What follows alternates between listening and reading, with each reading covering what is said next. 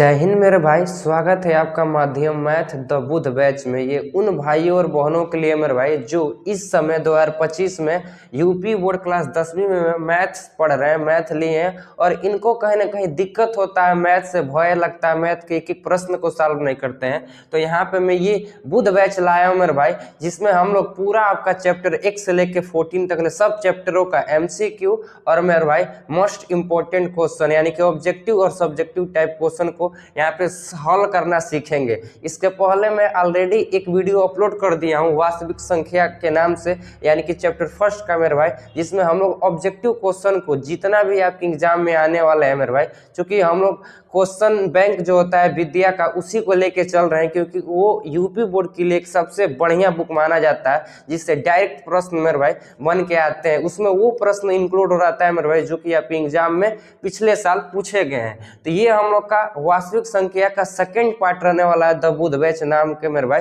जिसमें हम लोग अब अति लघुत्तरी प्रश्न और लघुत्तरी प्रश्न यानी कि लॉन्ग, शॉर्ट और वेरी शॉर्ट टाइप क्वेश्चन को देखेंगे जो आपकी इस बार एग्जाम में आने वाले हैं मेरे भाई। जैसा कि यही क्वेश्चन प्रश्न देख रहे हैं फर्स्ट 2022 में 24 में पूछा गया है। ये मैं भाई जितना भी प्रश्न ला रहा हूँ सब ये आपका क्वेश्चन बैंक का है। तो प्रश्न 1 क्या कह रहा है मेरे भाई, आइए इसको हल करते हैं और सीखते हैं कि कैसे इसको कम से कम समय में हम लोग सॉल्व कर दें। तो संख्या कह रहा है, संख्याओं क्या है 96 और 404 का अभाज्य गुणनखंड विधि द्वारा HCF और LCM निकालिए। बहुत ही आसान है तरीका मेरे भाई, इसका कई तरीका है लेकिन हमको किस विधि से कहा है, अभाज्य गुणनखंड विधि द्वारा, जो कि हम लोग क्लास 10वीं के बुक में है मेरे भाई, चैप्टर फर्स्ट में है वास्तविक संख्या में। तो आइए हम लोग सबसे पहले समझते हैं कि अभाज्य गुणनखंड क्या होता है मेरे भाई। यानी कि दुनिया का कोई भी संख्या मेरे भाई अभाज्य गुणनफल में या अभाज्य के घात में, अभाज्य के पहाड़े में मेरे भाई लिख देना ही, तोड़ देना ही क्या कहलाता है, आपका अभाज्य गुणनखंड कहलाता है। जैसे कि 96 है मेरे भाई, आइए 96 को हम लोग तोड़ते हैं किस फॉर्म में मेरे भाई, अभाज्य गुणनखंड विधि के द्वारा अभाज्य गुणनफल में। तो जैसे 96 है, तो चूंकि हम लोग जानते हैं कि ये तरीका होता है किसी भी नंबरों को तोड़ने के लिए, यानी कि अब उसका गुणनखंड करने के लिए। तो 96 को सबसे पहले 2 से काटिए, तो 2 से कितना बार मेरे भाई, तो 4 दूनी 8 और 8 दूनी 16 हो गया। फिर 2 से काटिए मेरे भाई, 2 से 2 दूनी 4 और यहाँ पे 4 दूनी 8 हो गया मेरे भाई। फिर 2 से काटिए, 2 से अगेन कट जाएगा ये, तो 2 के 2, 2 दूनी 4 हो गया मेरे भाई। फिर यहाँ पे 2 से काटिए तो 2 से 6 बार में हो गया मेरे भाई। फिर 2 से काटेंगे तो 2 से 3 टाइम हो गया मेरे भाई। फिर यहाँ पे 3 से काटेंगे तो 3 कम 3, यानी कि पूरी तरीके से 96 को हम लोगों ने किसमें चेंज कर दिया,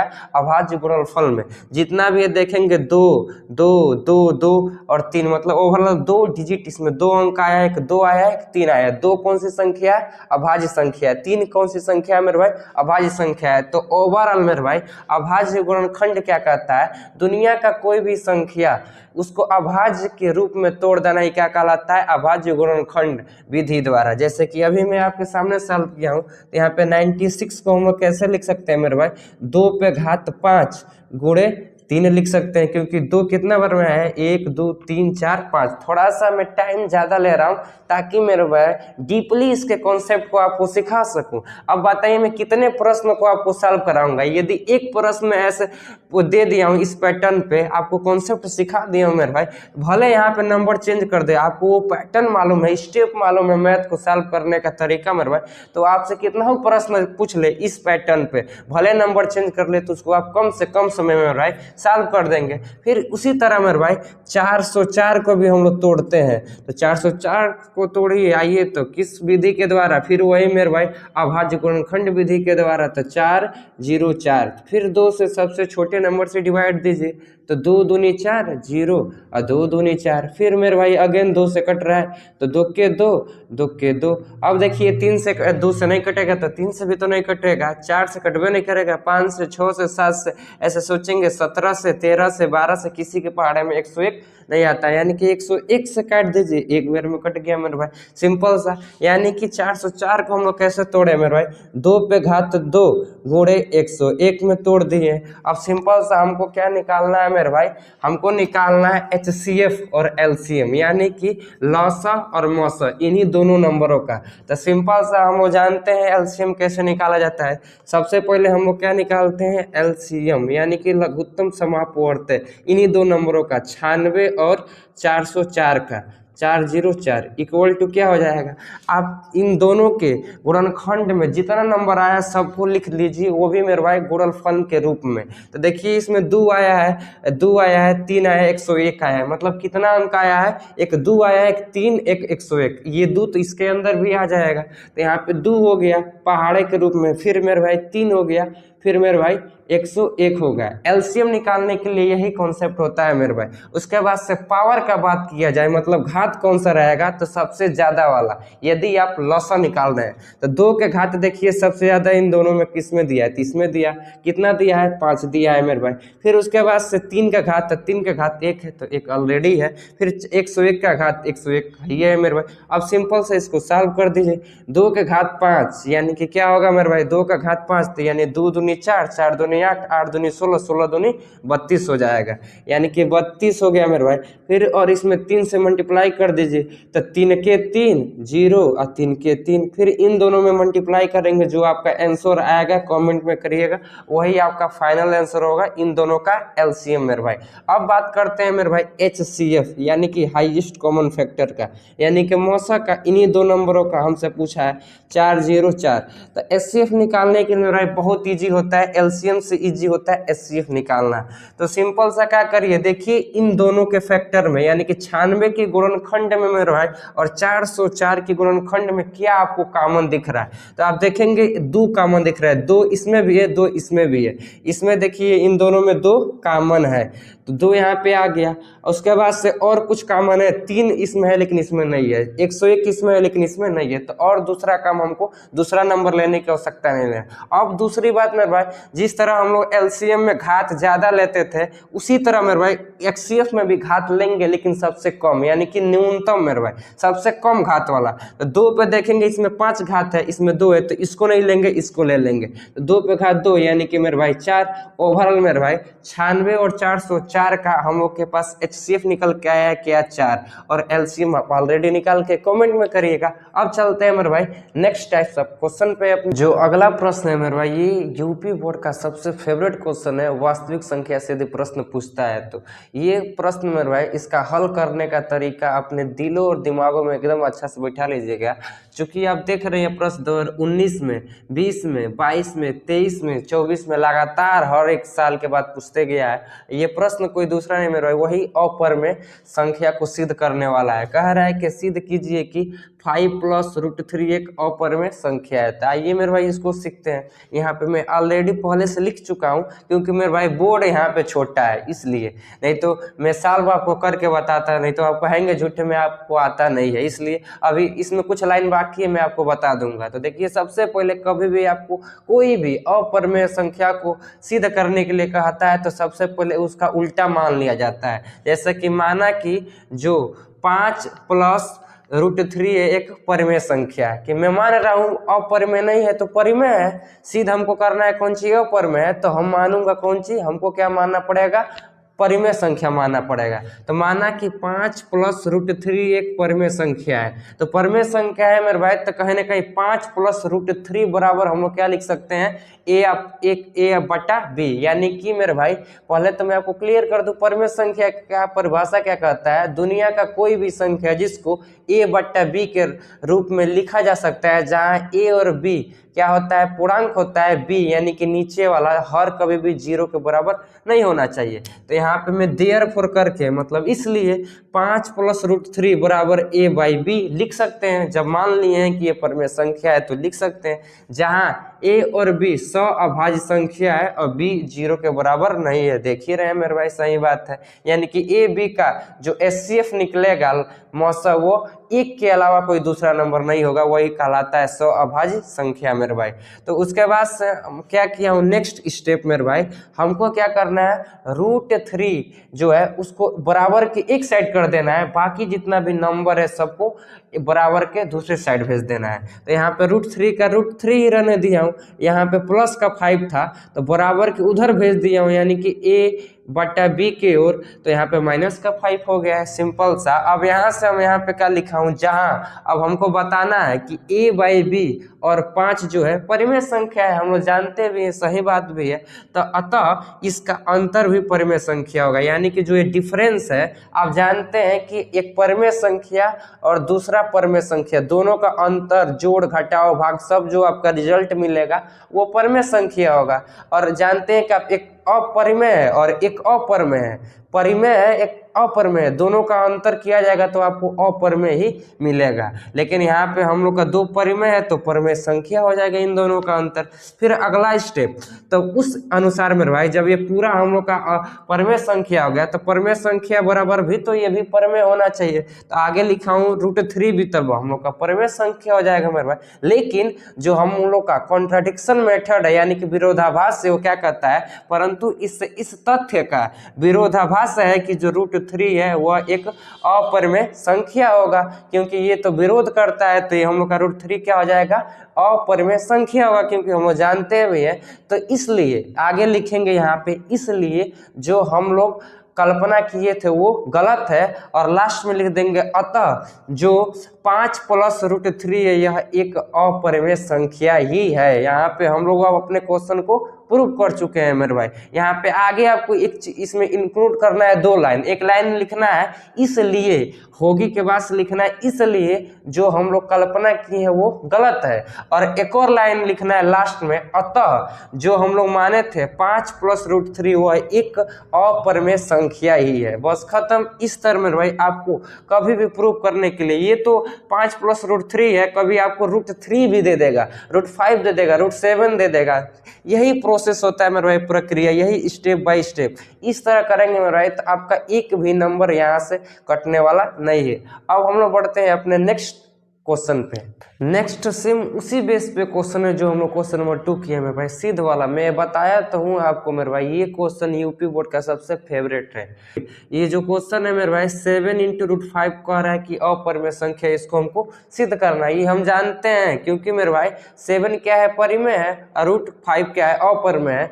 परिमेय और अपरिमेय का जो गुणनफल होता है मेरे भाई, कभी भी गुणा किया जाएगा तो जो रिजल्ट आएगा वो हमेशा अपरिमेय आएगा। लेकिन फिर मैथ कहता है कि प्रूफ बताओ, और देख रहे हैं भाई ये क्वेश्चन एनसीईआरटी का है, 2019 में पूछा है, 22 में, 24 में, और इस बार ये क्वेश्चन पूछा था मेरे भाई, इसलिए मैं फिर इसको इंक्लूड किया हूँ। तो देखिए इसको भी सेम वही प्रोसेस है जो पिछले वाले को किया। सबसे पहले हम लोग क्या करेंगे मेरे, 7 गुणे √2 को मान लेंगे क्या है, ये हम लोग का परिमेय संख्या है। हमको प्रूफ क्या करना है, अपरिमेय, तो मानना पड़ेगा हमको क्या है, ये अपरिमेय संख्या है। तब मेरे भाई जब 7 गुणे √2 को हम लोग परिमेय मान लिए तो इसको कहीं ना कहीं P/Q के फॉर्म में लिख लेंगे। अरे A/B कहिए चाहे P/Q कहिए, बात वही है, चाहे C/D कहिए मेरे भाई, ज्यादा फेमस होता है P/Q, मतलब P/Q। तो 7 × √5 को हम लोग P/Q के फॉर्म में लिख लेंगे जब ये परिमेय संख्या हुआ, जहाँ P और Q धनात्मक पूर्णांक है तथा Q कभी भी 0 नहीं है।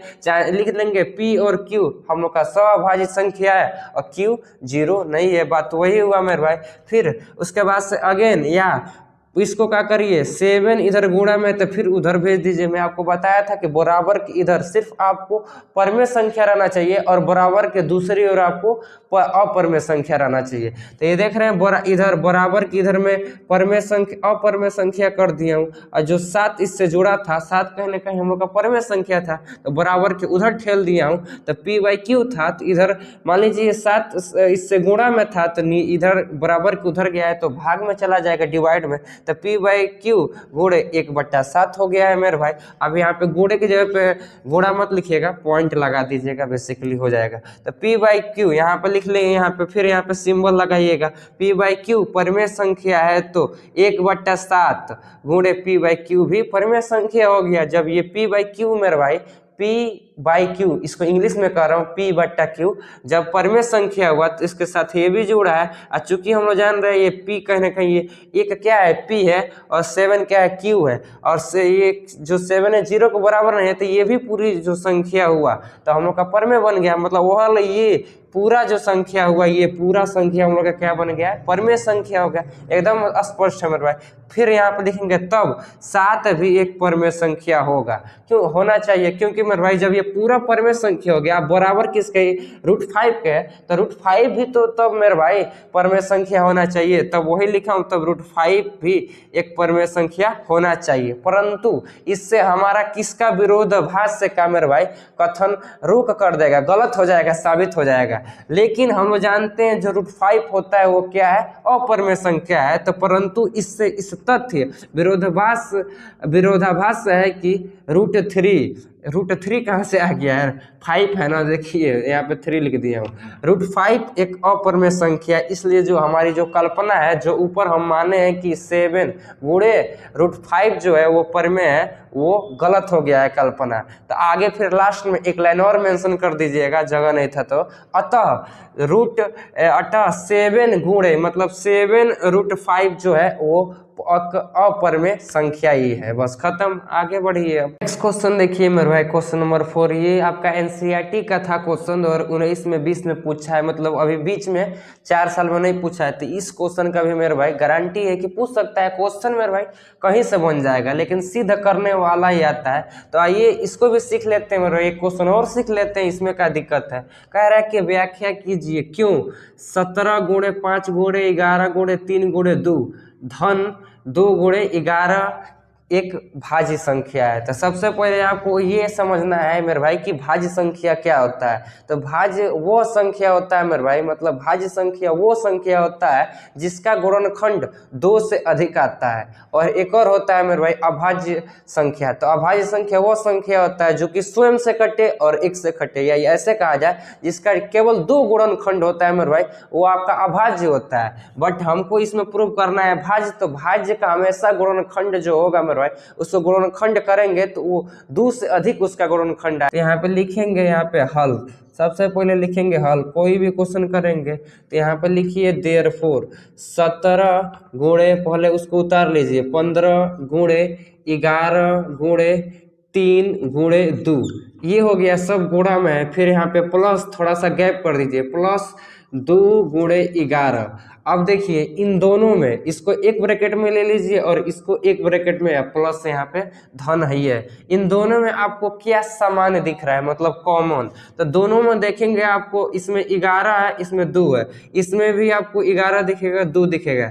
तो यहाँ पे 2 गुणे 11 का कॉमन निकाल लीजिए। तो यहाँ पे आपको ब्रैकेट के अंदर क्या बचेगा, तो ब्रैकेट के अंदर आपको बचेगा 17 गुणे 15 गुणे मेरे भाई 15 गुणे उसके बाद से 3 और 2 11 निकल गया है। फिर यहाँ पे प्लस का प्लस रह गया, इसमें कुछ सब निकल गया है, तो क्या बचा है, इसमें 1 बचा है, तो कहीं ना कहीं 1 हो गया मेरे भाई। फिर ऐसे कर दीजिए, फिर यहाँ पे इसको सॉल्व करेंगे तो 11 दूनी 22 हो गया मेरे भाई। फिर यहाँ पे इसको जोड़ लीजिए, जो गुणा हो रहा है गुणा कर लीजिए, जो जोड़ रहा है तो जोड़ लीजिए।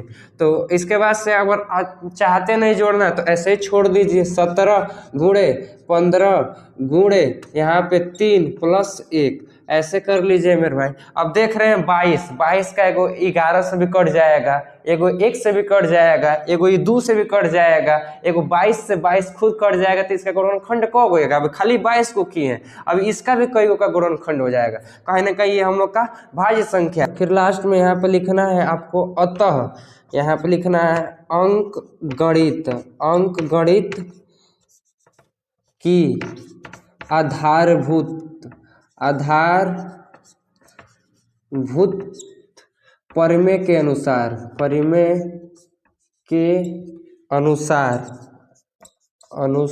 थोड़ा मेरा हिंदी में राइटिंग नहीं है, के अनुसार जो हम लोग का क्वेश्चन क्या दिया है, 17 गुणे 15 गुणे 13 गुणे यहाँ पे 3 गुणे 2, ठीक, प्लस यहाँ पे 11 गुणे 2, यही ना दिया है। 11 गुणे 2 क्या है, यह एक भाज्य संख्या है। क्या है मेरे भाई, भाज्य संख्या है। क्या है, भाज्य संख्या है। बस यही व्याख्या करना था। तो मेरे भाई इस तरह का आपको प्रश्न देता है एग्जाम में कल को, तो आप इसको खूब बढ़िया से स्टेप वाइज सॉल्व करके चले आएंगे। और लास्ट में ये लिखना मत भूलिएगा, यदि आप ये नहीं लिखते हैं मेरे भाई तो इस क्वेश्चन का सॉल्व यहाँ तक करके छोड़ना कोई फायदा नहीं रहेगा, आपका एक भी नंबर इसमें मिलेगा नहीं। तो ये लास्ट में अतः लिखिएगा, क्योंकि यही इस क्वेश्चन का निचोड़ है कि अतः अंक गणित की आधारभूत परिमेय के अनुसार, चूंकि हम जानते हैं 22 का कई फैक्टर हो रहा है, मतलब कई गुणनखंड हो जा रहा है। तो ये सिंपल सी बात है, भाज्य संख्या हो गया, व्याख्या भी कर दिए,